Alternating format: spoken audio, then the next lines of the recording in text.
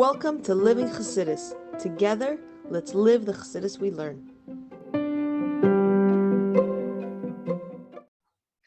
Okay, welcome everybody to our kickoff for our systematic Avodah initiative for the Chassidus New Year. Yay! Baruch Hashem. I want to share some incredible news. The incredible news is that the incredible, absolute, amazing, stupendous Ruta Cohen took it upon herself to redo the entire book. So for everyone who has done this program in the past, just know that it is new and fresh and brand new readings. It's incredible. That said, yay, Ruta! That said, we had a bit of an issue with the printer because they're going to be properly bound. So for the meantime, I managed to print out some sneak previews so you have them for the next few days and you don't miss your readings. And then we're going to provide the full book Be'ezus Hashem on Wednesday. So everyone's welcome to come and pick it up or come and arrange with one of us to come pick up your book after Wednesday. So that's coming. But just to show you, it is beautifully redone, new readings. It has new photos. The whole setting is just incredible. And we changed most of the readings, and we even added new sources from Chassidus Hair. So for everyone who loves the Chassidus Hair, some of the amazing content from there is put on here. We take no credit for writing it. We did adapt it though, because we had to shorten and summarize certain parts. And that all that credit goes to Ruta. So shout out yet again to Ruta.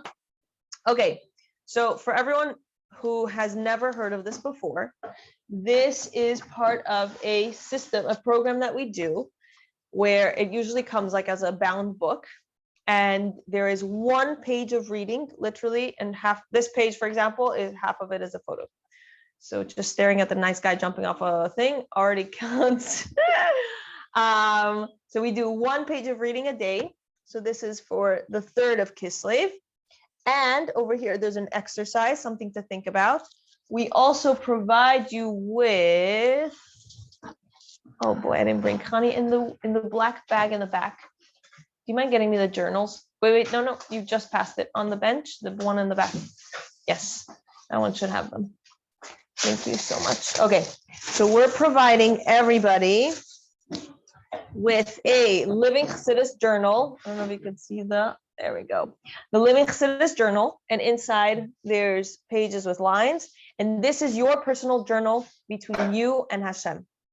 We trust you, and it's a trust program. So when you say you did a journal, we believe you and we trust you. Honor system. Thank you. And so the way that works is that our goal is for everybody to really truly live with the month of Kislev. And Ruta is incredible because she even took it further into the month of Teves. So there's going to be an extra week that was added.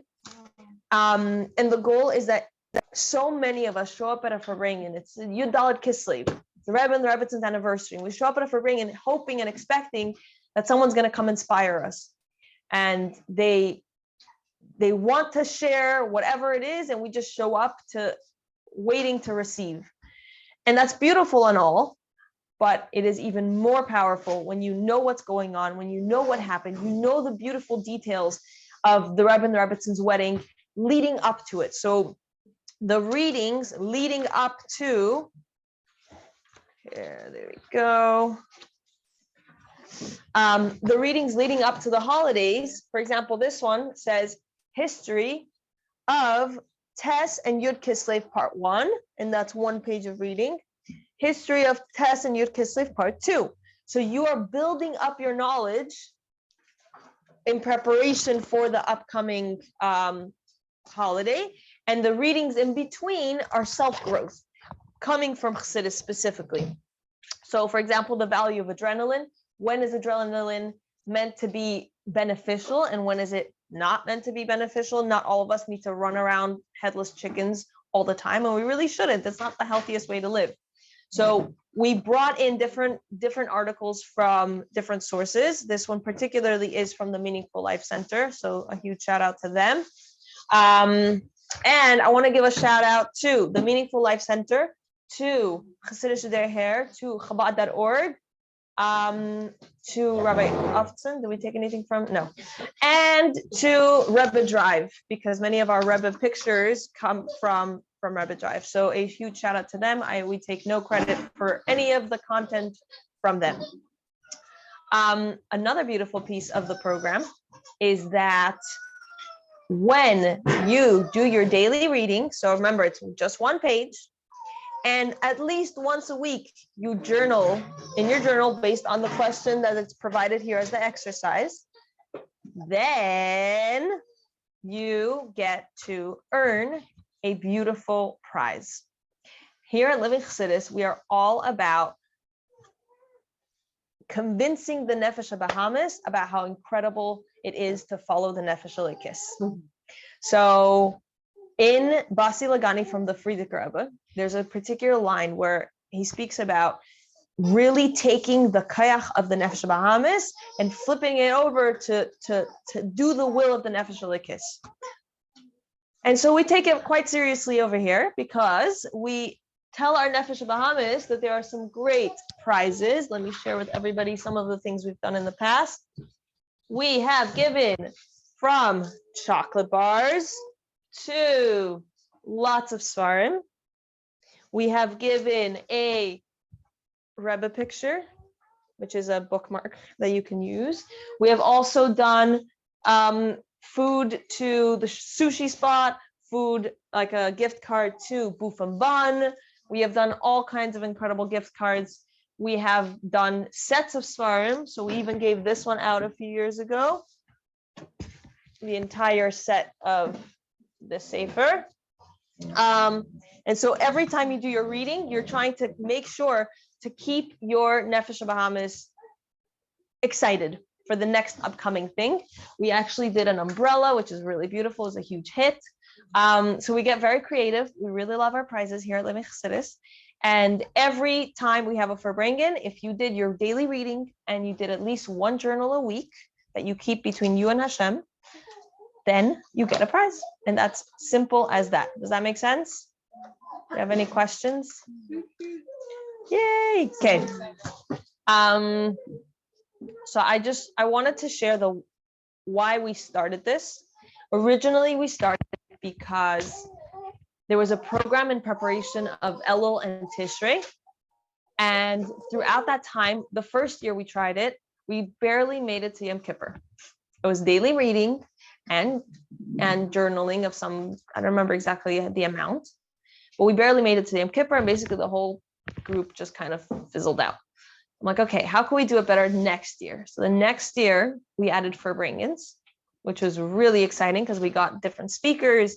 They came, they shared beautiful stuff with us. But again, we barely made it through Sukkot. Everybody enjoyed the Farbrengens, but very few people actually did the readings.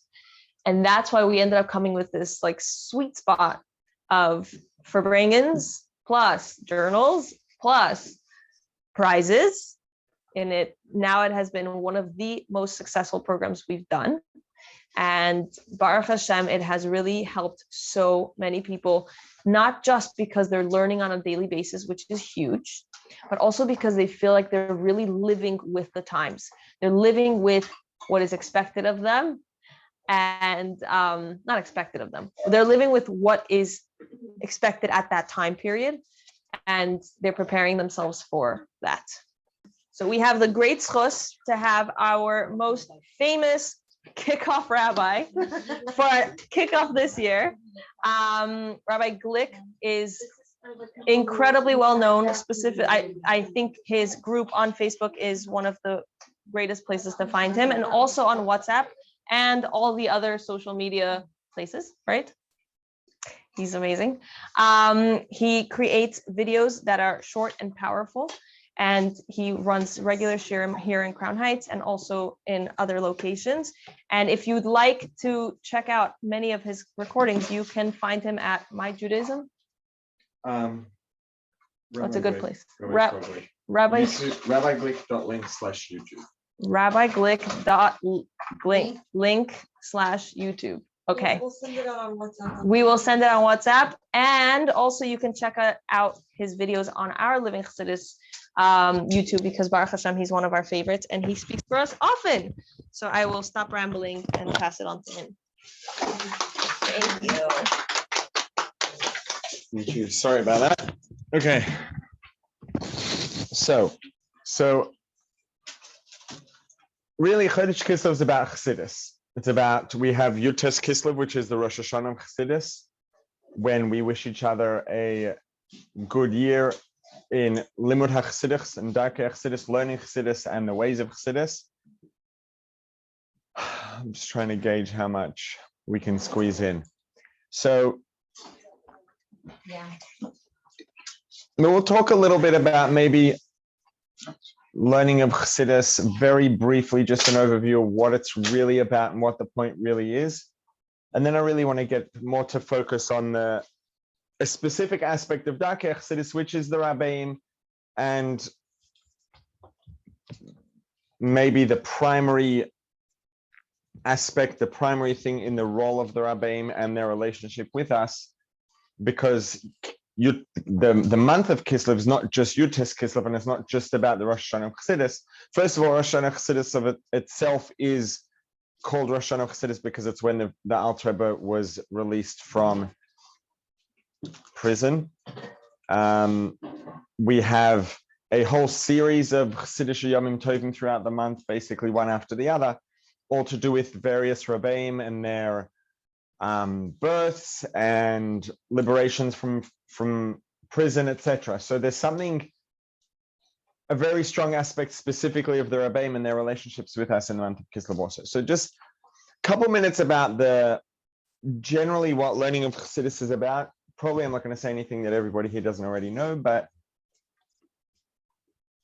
really, to sum up, the role and the function of learning Chassidus is basically,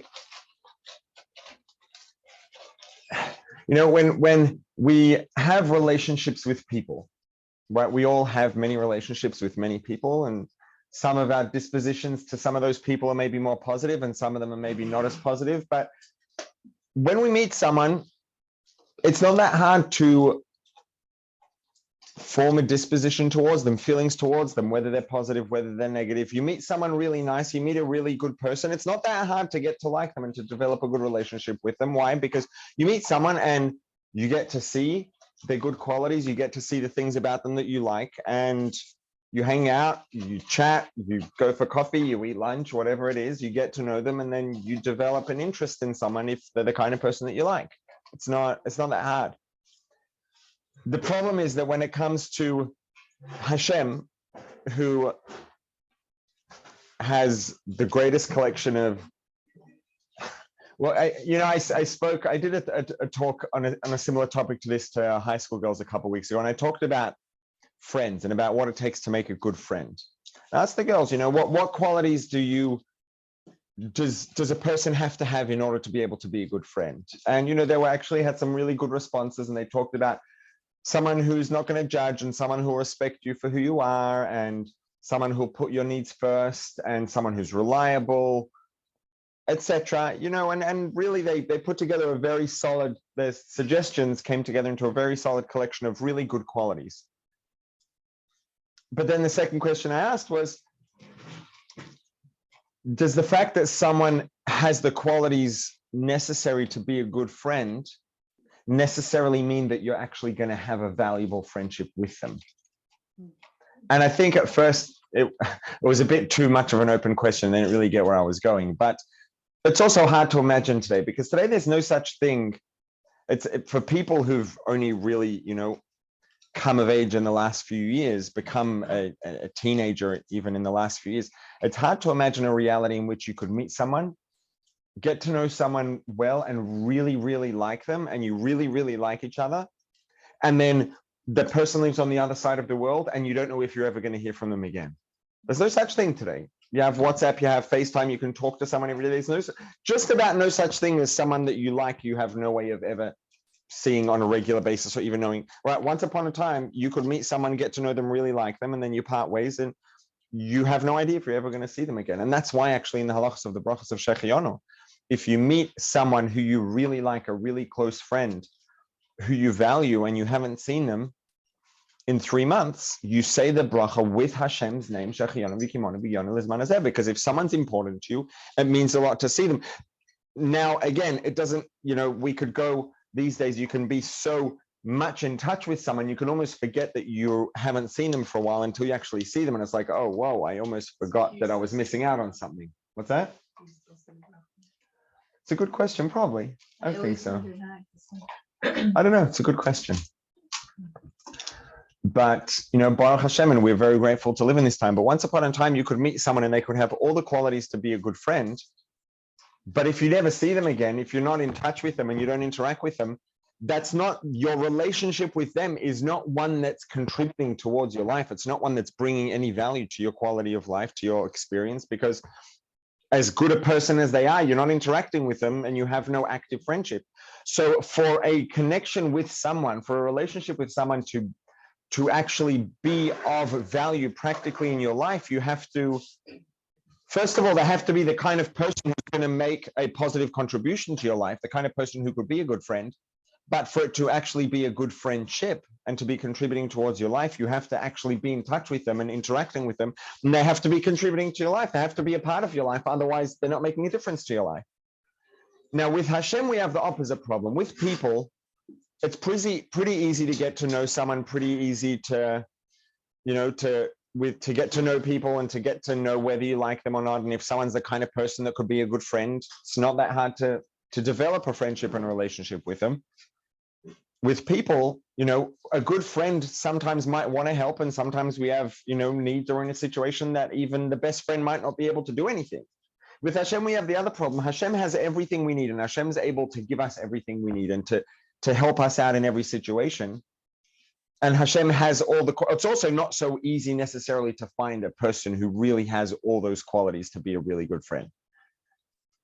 Hashem has all of those qualities built in. Hashem has all the qualities to be an entity that's going to make the most valuable of possible contributions to our life. And Hashem has what it takes to be able to help us and to give us everything that we need and everything we want. The part that's really difficult with Hashem is being able to have an active relationship, to be interactive with Hashem. Not because Hashem's not available. Hashem is here, Hashem is there, Hashem is truly everywhere. But Hashem designed us to relate to things that we perceive with our 5 senses, right? We have eyes that see physical light, our ears hear sound waves, which are physical movements through the air. Our tongues, our taste buds sense the flavor of different molecules in food that dissolves in our mouths. We have sensors in our skin that feel touch. What did I miss? Sound. I said see. Smell. Same thing. We have olfactory nerve endings in our nose that sense molecules in our noses, that sense molecules in the air, and we experience smell. That's really the only way we have to form a perception of anything. We have 5 senses, and each of them senses physical input. Now, Hashem is not physical. Hashem is not made out of mass. Hashem's not made out of energy. So there are no physical sounds. Hashem doesn't emit physical light. There's no physical pressure, no taste, and no smell. We have no way of physically perceiving Hashem. So Hashem might have all the good qualities available and have everything to offer us. But if we are not able to sense Hashem, it doesn't help us. It doesn't make any active, it can help us. Hashem could be doing things behind the scenes, but in terms of a relationship, it's non-existent. And that's really the role that Chassidus plays. The role of Chassidus is that when I said that the only way we have to perceive things is with our 5 senses, the only way we have to perceive any physical input, but we do have another source of input, and that's here. We can learn right? Let's take, for example, a person. You can meet someone and hang out with them and get lunch and talk to them and get to know them. And then with your 5 senses, you're collecting data about them with your brain, and you put together an image and you like the person, and then you like them. And there you go. You can also come to like someone who you've never met if you hear about them. And sometimes you hear so much about a person that you already form an image of that person, and you start to develop a disposition towards that person. Maybe you like them, maybe you don't, depending on what you heard, but you can form a disposition towards someone because you put together an image of them based on all the things you heard. So you're collecting data with your head, even if you're not getting the physical data, you're hearing it, you're learning about them. And that can effectively do the same sort of thing. And that's what Chassidus is about. Because it's all nice and dandy to know that Hashem exists. And yes, we can dive into Hashem. And yes, Hashem can give us everything we want. And yes, Hashem can satisfy our needs, our physical needs, all of our needs really. But one of the most, not only necessary needs, but one of the needs that brings us the most fulfillment when it's satisfied, that's not me, is it? My phone, no. Is the need for connection and for relationship. And every one of us has the potentially the ability to have a personal human connection and relationship with Hashem. And that's exactly why the Alter Rebbe refused to go along with his colleagues, with the other students of the Baal Shem Tov, who were tzaddikim and had followings of Chassidim, and their Chassidim would, go along with them, and they would sort of ride the wave of their Rebbe's connection to Hashem, and they would get all the benefits and the brachas and everything else. The Alter Rebbe said, it's very nice that you're giving your Chassidim brachas and blessings and connection to Hashem, etc., but they're not getting their own relationship and connection to Hashem. And that's the most important and fulfilling and rewarding of all things you could possibly give them. And if you're giving them everything else but that, it's almost like they're really getting jibbed. So the Alter Rebbe said, I want every Jew to have the opportunity to have their own personal connection with Hashem and their own actual human, interactive, emotional relationship with Hashem. Now, I can't help them hear or see or feel or taste or smell Hashem, but the Alter Rebbe created a discipline of learning about Hashem in detail, in ways that we can actually start to understand things and form some sort of understanding of what Hashem is versus what Hashem isn't. And as our image of what Hashem is starts to develop and to become more complex and more well-rounded and more broad and more deep, Hashem can start to actually become something real to us, and we really can start to feel a sense of connection to Hashem and a sense of relationship with Hashem. And that's the most fulfilling thing a person could ever have. And that's why the Alter Rebbe refused to just have a relationship with Hashem and allow his Chassidim to ride the wave of that, but to give every single one of us the tools to understand as much as humanly possible about Hashem so that we can have our own personal, experiential relationship with Hashem. And that's what Chassidus is about. Chassidus is about the opportunity to make Hashem real for ourselves so that Hashem can actually be a part of our lives. And everything that Hashem has to offer can not only give us stuff, but can actually start to mean something in our experience, and we can actually have a relationship, a human, personal, emotional, experiential connection and relationship with Hashem. And the only way to really do that is for Hashem to become real to us, and the only way for that to happen is by learning about Hashem, and that's the whole point of Chabad Chassidus. So that's what learning Chassidus is about. Now, Darkei Chassidus, and about really with a focus on the role of a Rebbe, there's a story when they were coming actually to arrest the Alter Rebbe. The story goes that he turned to Shmuel Munkus and asked him, should I let them take me to prison? And Shmuel Munkus said, yeah, why not? Shmuel Munkus, was known as a bit of a joker. And he said, but this wasn't so much a joke, actually. And he said, why not? You have no reason not to let them. If you are a Rebbe, what's going to happen? They'll take you to prison. What's going to happen? Nothing. They can't really do anything to you anyway. And if you're not a Rebbe and you dared to write the Sefer of Tanya and to convince people to give up their pleasure in their interest and pleasure in in the pleasure that materialism has to offer, and you convince people to redirect themselves away from material pleasure, and you did that without really being a Rebbe, then you belong in prison. The question is, what does that mean? If it's a good thing to convince people to, to elevate themselves and to redirect themselves away from material pleasure towards becoming more spiritually oriented, and that's a good thing, then it's a good thing whether he's a Rebbe or not, and he did a good thing. And if it's a bad thing, what? If you're a Rebbe, then it's okay to do a bad thing, but if you're not a Rebbe, then you deserve to go to prison for doing a bad thing? Like, is it a good thing or a bad thing?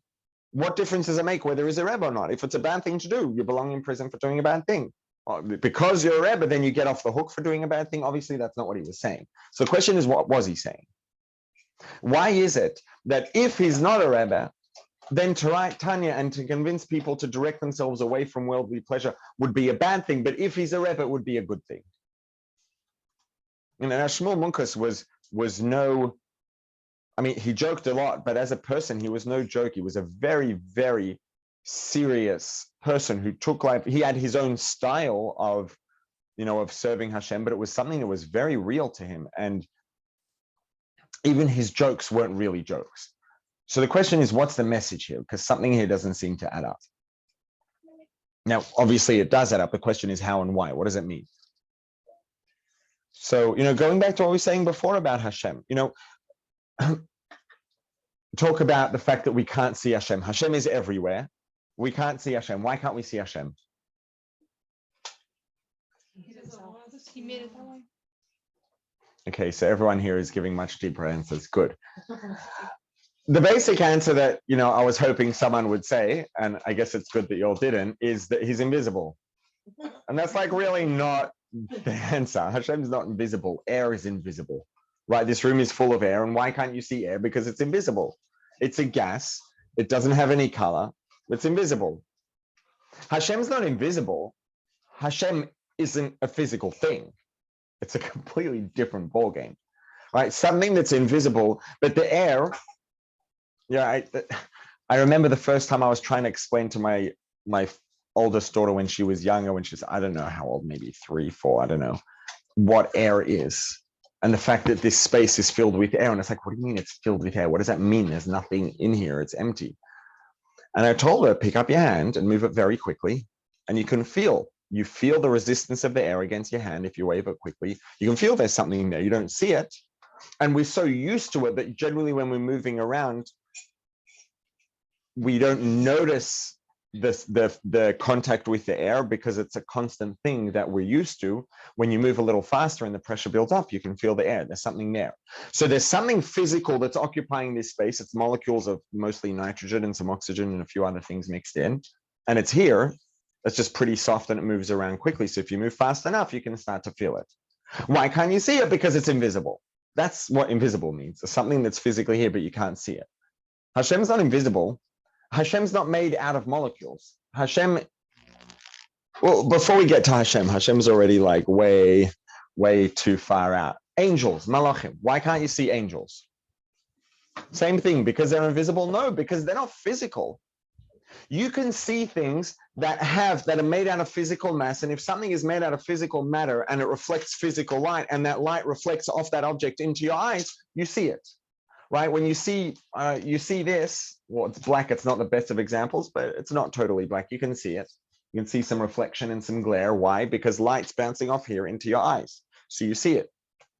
It's interesting. It's not physical, but it's here. What? Like you're saying, like angels. Right. They're not physical, but they're here. So right. Is there just to go off on is there an opinion that says angels are like made out of air and fire or something like that? Is that like a thing? Or I'm just going off topic. No. It depends what you mean, because there is this idea of angels of different things, and there are strophim which are angels of fire, but there really it's more of metaphorical fire, where it describes the specific nature of that kind of angel has things in common with the nature of physical fire. So they're called angels of fire. So yes, there is such a thing, but it's more of what's more metaphorical than literal.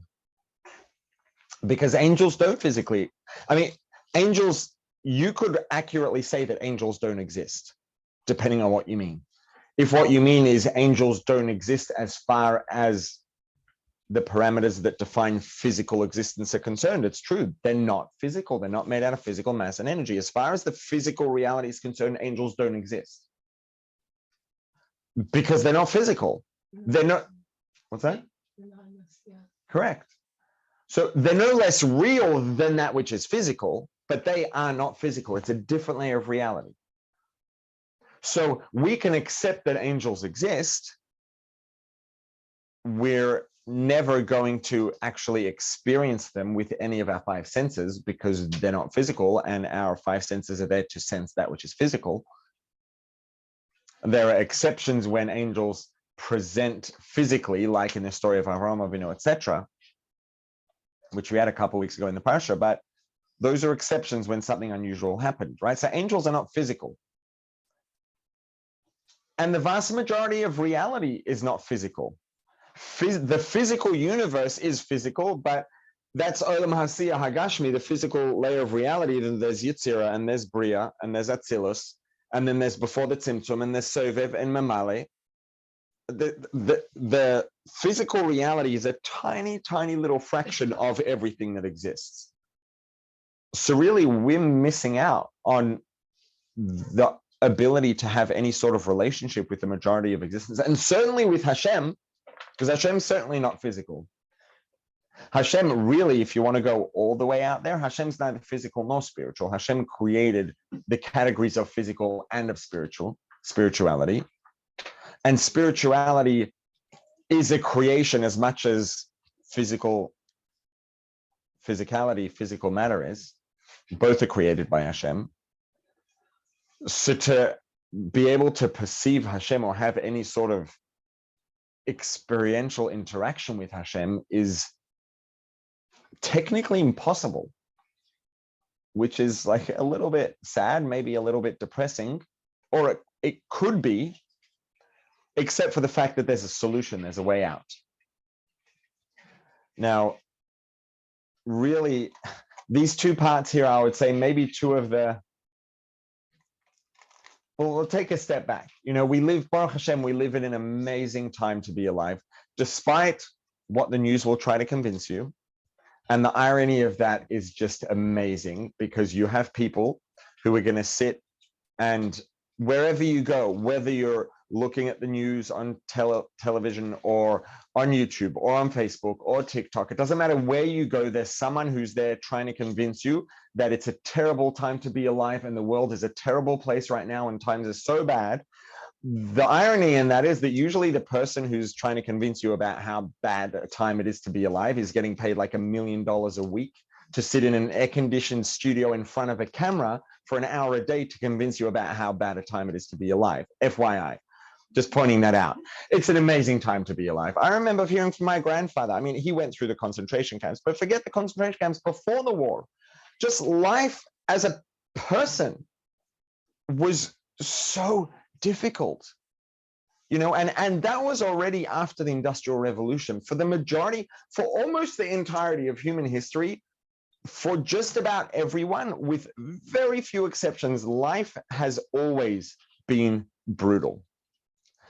It's probably literally the case that literally a homeless person, an actual person who's literally homeless in America today, in many ways has far better quality of life than an uber wealthy person had 300 years ago. You don't have to go back 300, 150 probably, certainly 200 or 300 years ago. First of all, they have a cell phone. They have entirety of human knowledge in their hand. Most do. You can go, they could go anywhere and use a bathroom with running water. Chances are, if they, you know, get an infection, they can get hold of some antibiotics. 200 years ago, it didn't matter how much money someone had. They got pneumonia, their kid got in a cut that got infected, they got tetanus, they got gangrene. That was the end of it. Didn't matter how much money someone had. Forget about that. Summer, when it's 100 degrees and 100% humidity, there was no air conditioning. It didn't matter how much money someone had. You know, like just little basic things that we take so for granted. We're so lucky to live in such an amazing time. And you know, my grandfather told stories 100 years ago.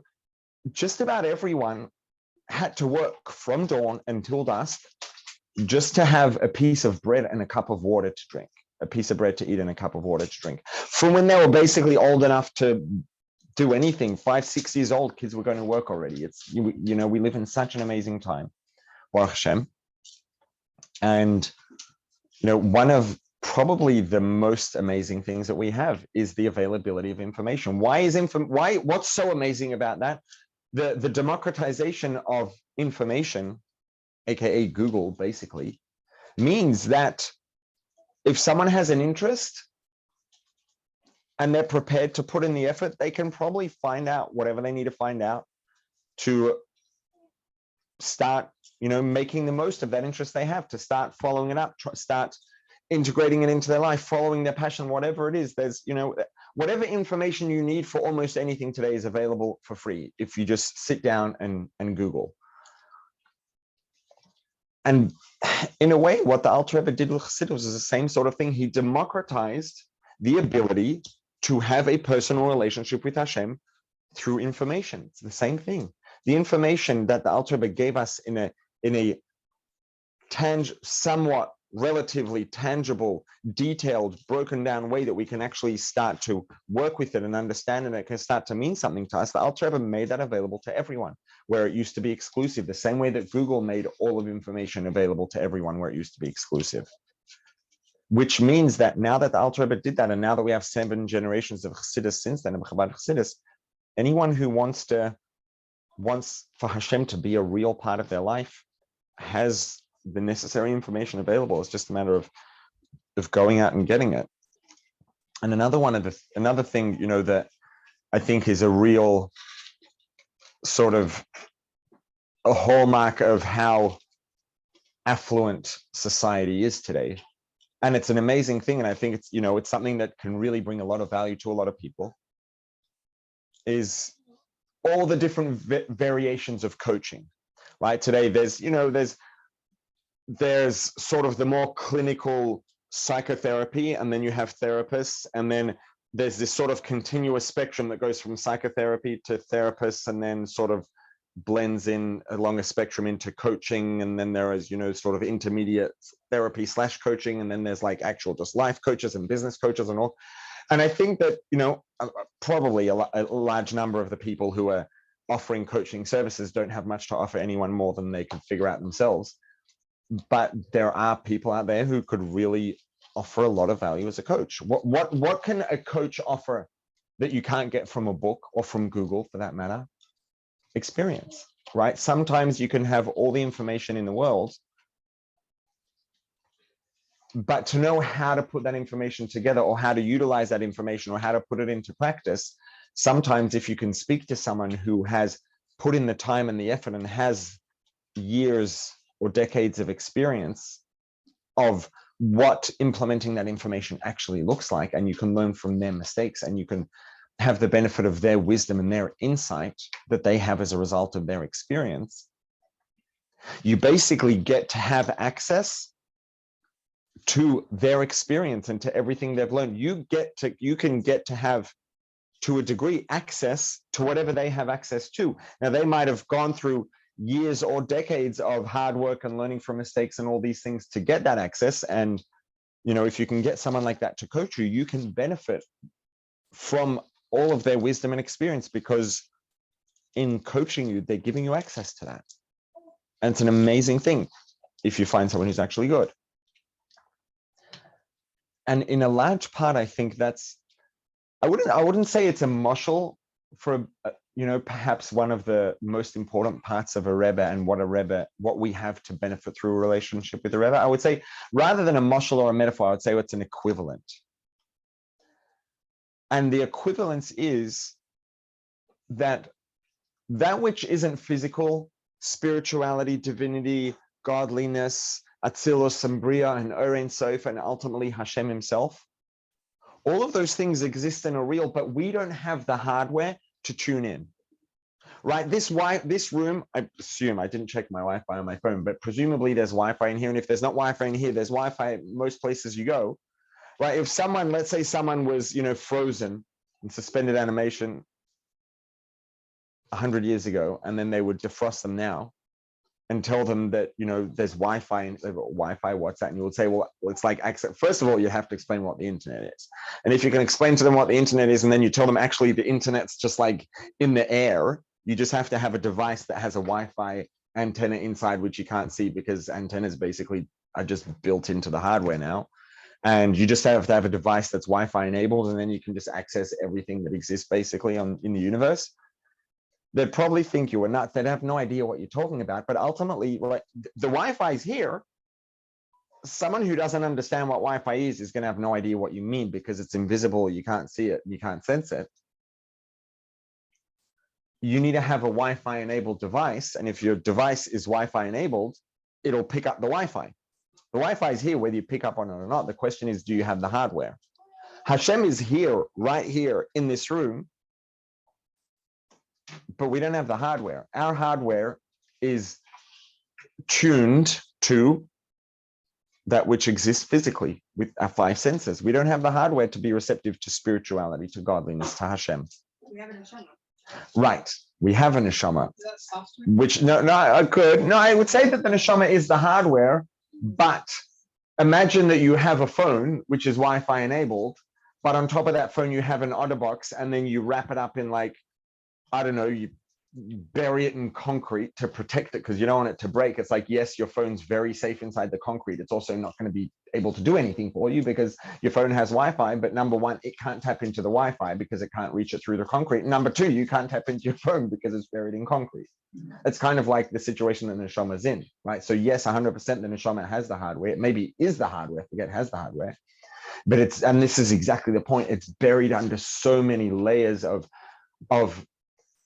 nefesh abahamis and opaque perspective. And sorry,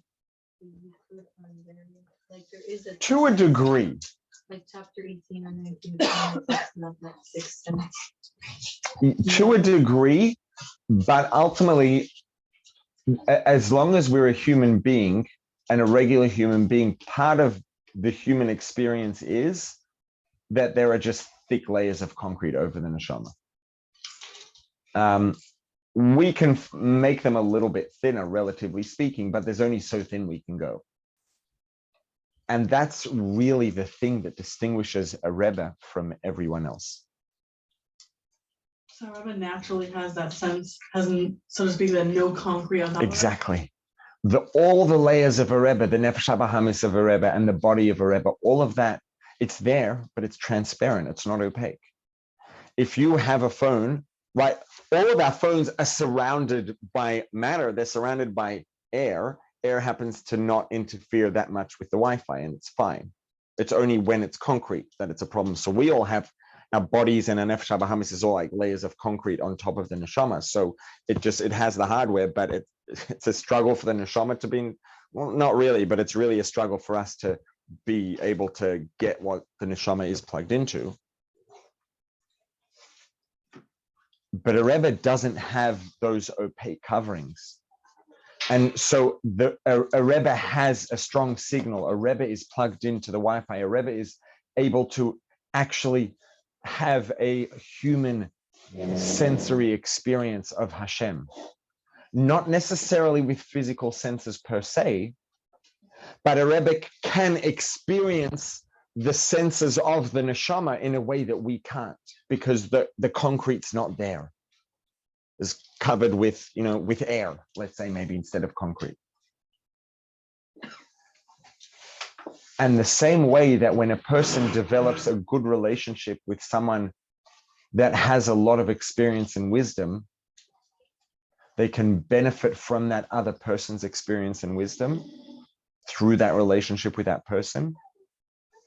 As we develop a connection and a relationship with the Rebbe, we can benefit from the fact that the Rebbe is plugged into Elokus, and the fact that the Rebbe actually gets to experience it consciously, because the Wi-Fi is in full effect and there's nothing in between the Rebbe's conscious experience and the Wi-Fi signal. There's no concrete overlaying the Wi-Fi hardware, stopping the Rebbe from being able to experience that consciously. And by developing our relationship with the Rebbe, we are able to actually earn for ourselves the ability to have a sensory experience of godliness in a way that a human cannot naturally have, because a Rebbe can have it. And when we make, when we decide to develop a relationship with a Rebbe that's equivalent of a relationship with a coach, and by having that relationship, you get access to what they have access to. When we develop a relationship with the Rebbe, we get access to what the Rebbe has access to, which is an actual human, not just conscious awareness through learning. That's something we can all achieve through learning Chassidus. But beyond that, a Rebbe can have a human sensory experience of godliness. That's something we can't have on our own. But if we develop a real relationship with the Rebbe, that's something we are then able to have. And now coming back to the answer that Shmuel Munkus said to the Alter Rebbe, right? A human being needs to have a sense of pleasure. We need to have things that bring us pleasure and bring us joy in life. It's a necessity that we need to have if we're going to have any chance of surviving life. And so Shmuel Munkus said, if you really are a Rebbe, and because you're a Rebbe, you are plugged in, your Wi-Fi signal is clear, and you're able to experience everything that the Wi-Fi gives your neshama access to. You're able to actually have a sensory experience of godliness through your neshama, because there's nothing getting in the way. There are no opaque layers. There's no concrete over your neshama.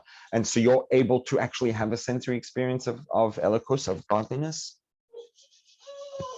And that means that you are able to act as a coach, as an in-between, as a connection. The terminology that's used in Chassidus is a mamutza, a go-between.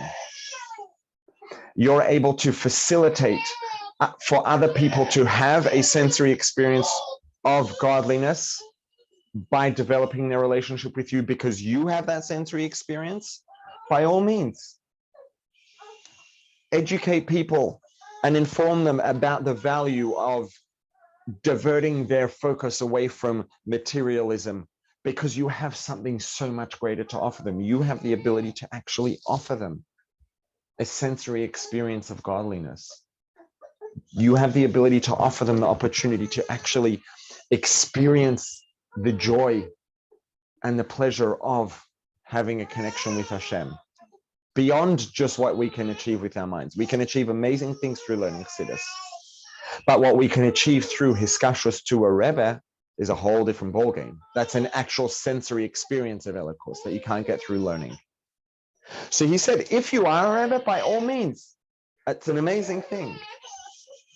But if you're not a Rebbe, and you don't really have any better Wi-Fi signal to godliness than we do, and you've convinced us all to lose interest in all the joy and pleasure that the world has to offer, but you can't offer a replacement of anything better, then you belong in prison, because that's not something you get to do to people. You cannot take away people's opportunity to experience pleasure and joy in life. People need pleasure and joy. People need pleasure and joy, first of all, just to survive and to cope, let alone to enjoy life and to wake up and to look forward to their day. We do need that. Now, that pleasure and joy doesn't have to come from ice cream. It doesn't have to come from, from TikTok, but it does have to come from somewhere. And that's why his response, which maybe at first might not have seemed like it made much sense at all, right? If talking us out of material pleasure and joy and being focused on that is a bad thing, it's a bad thing. If it's a good thing, it's a good thing. Well, not necessarily. If you can't offer something better, it's a terrible thing and you belong in prison. That's why he said, if you're not a Rebbe, then you belong in prison for writing Talmud. Because if you are, then you've done something invaluable. And that's the opportunity that we have. And this is why all of these Yomim Tovim throughout the month of Kislev that are associated with the Rabbeim, we make such a big deal out of it. Because, and it's easy to miss the point, and for almost, celebrating, whether it's Rosh Chodesh Kislev, which, when the Rebbe came back home, or this thing for this Rebbe and that Yom Tov for that Rebbe, and all these things for the Rabbeim, it can almost, if we lose focus inside of what's really going on, it can almost seem like, okay, we're a chassid, so we have an obligation to celebrate the Rebbe's thing, and it's like, that's not what it's supposed to be. I mean, look, if that's where someone's at, okay, I guess it's better than nothing, but still missing out on what this is really all about. What this is about is that a good thing for the Rebbe is a good thing for us, because the Rebbe for us is the gateway to a human sensory experience of infinity, of the true absolute infinity of Hashem, of infinite divinity. We are able to, through a relationship with the Rebbe, actually have a sensory experience of the infinity of the Creator. So, Rosh Chodesh Kislev, and Rosh Chodesh Kislev gave us along to, sometimes people ask today, is it Rosh Chodesh Kislev? I understand why people celebrated it then, but like to us now,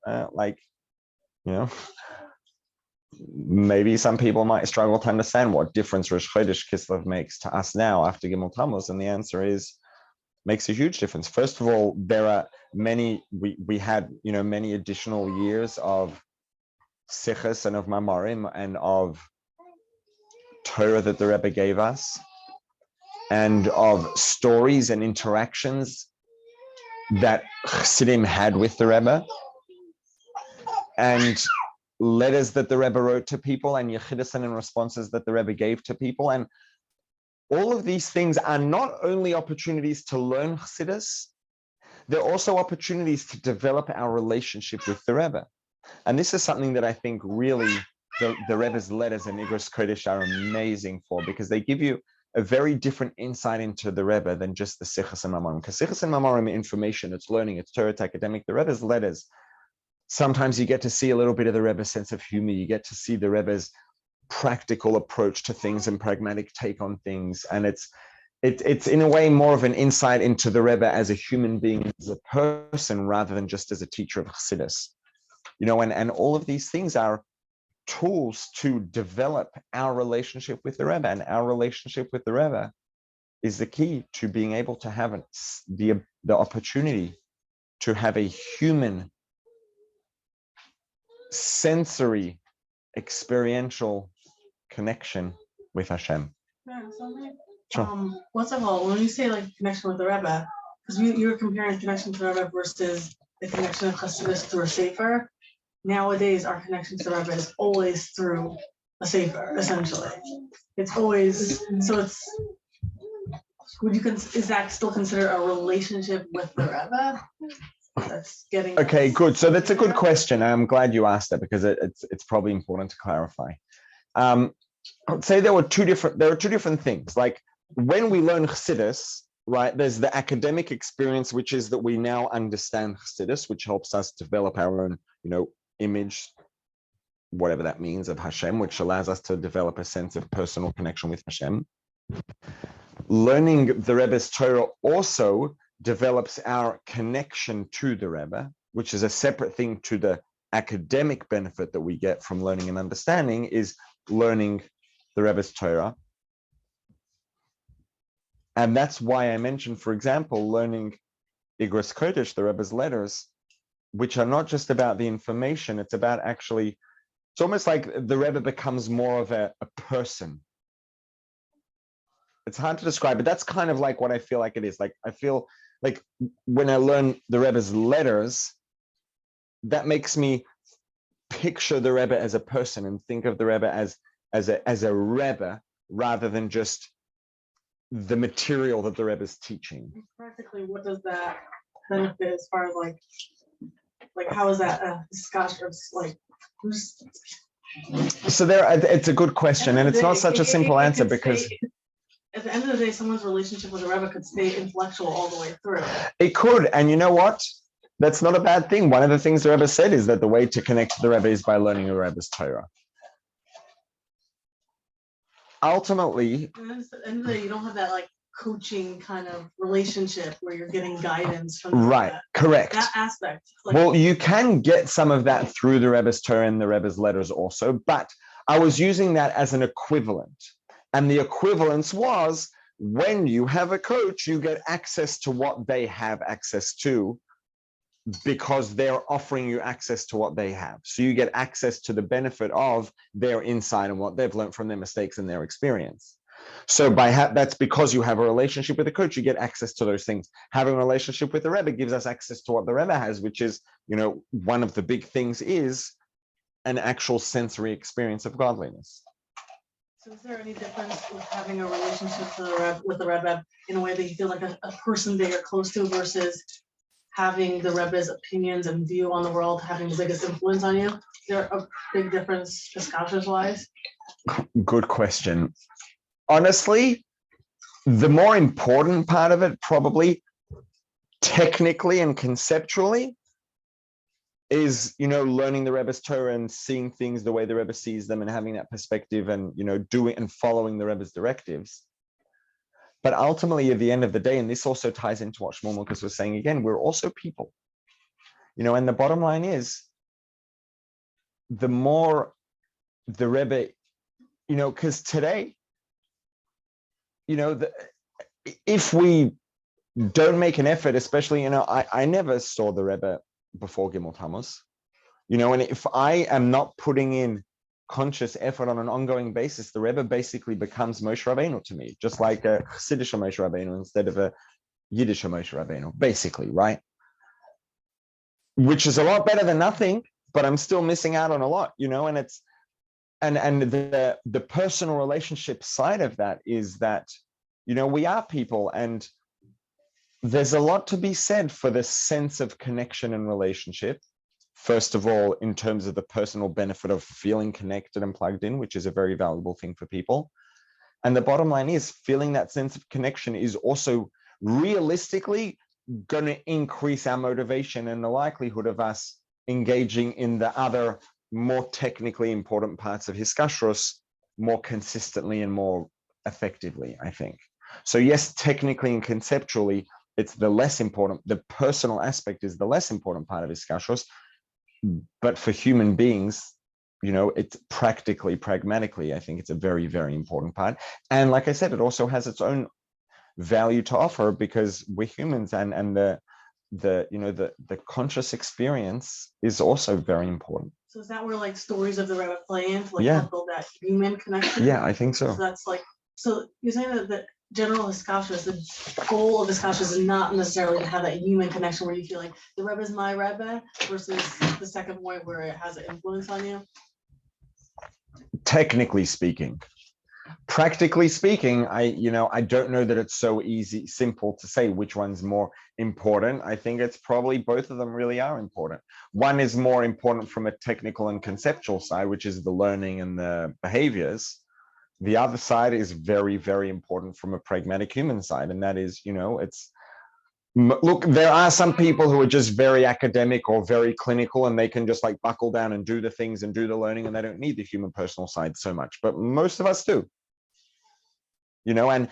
And also I just want to clarify that it could almost sound like what I'm saying is really the important part is the technical side and the learning and the doing, because we're pathetic humans and we need to have that kind of thing. So, we need to focus on that too, just to make sure that it should work. But it's not really like that at all. Hashem designed us this way, which means that if it's important practically for us to have a sense of connection, that's the way it's supposed to be. And that's an important part of the human condition, the way that Hashem created it, which means that that's a positive thing and it's supposed to be there and it's supposed to be important, which means it may not fit in, it may not seem as important from the technical side, but the bottom line is Hashem designed us exactly the way he wanted us to be, which means that if that is important for us pragmatically, it's supposed to be an important part of the picture. So like sometimes it seems like a really big Chassidim nowadays are people who put a lot of focus in that area, knowing stories of the Rebbe, knowing the Rebbe did progress, dressing like the Rebbe's things, I don't know, all these little details. And sometimes I think you just maybe combined two very different things, but okay, either way. Drop that one. But then, I'm just saying the idea of like, Maybe that's why. Maybe because, also the bottom line is, the fact is 30 years ago, they didn't need to tell stories of the Rebbe to feel that connection. They could just like show up in 770 on Shabbos or for Shachris 7 days a week. They. Sorry? we heard a lot of stories. Right. But you weren't as dependent on them as we are now. Right. It's like now it's kind of that's what we've got. So I think that's probably a big part of why. It also, it's like I said, different people have different personalities and different people are going to emphasize different things. But yeah, maybe that's why I think a lot of people emphasize that. Is it also depends, I think probably the people who are generally the more sort of emotional,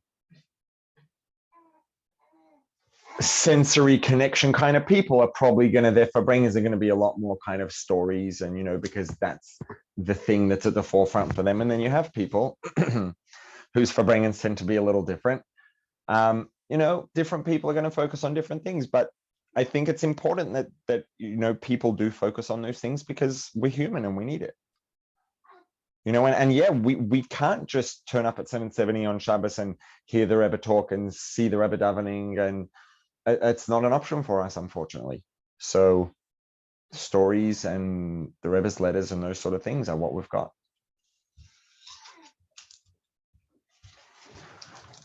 Good Chodesh, L'chaim.